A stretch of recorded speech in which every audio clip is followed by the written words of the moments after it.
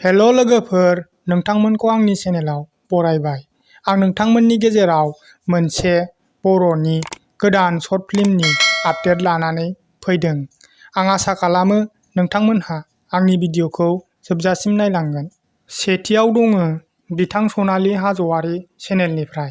बिथांमोनहा नांगौखौ मोना नाङियासो होंगो दोंगो सर्ट फिल्मनि भिडिअखौ गावसिनि चेनेलाव आपल'ड खालामना होबाय।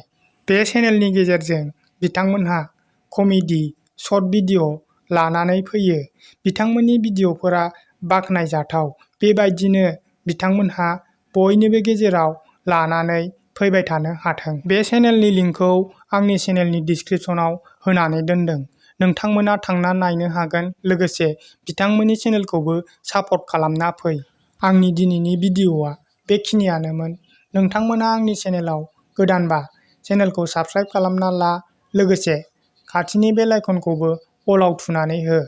आं नोंथांमोननि गेजेराव बेबायदिनो बर'नि गोदान सर्ट फिल्मनि आपडेट लानानै फैबाय थागोन।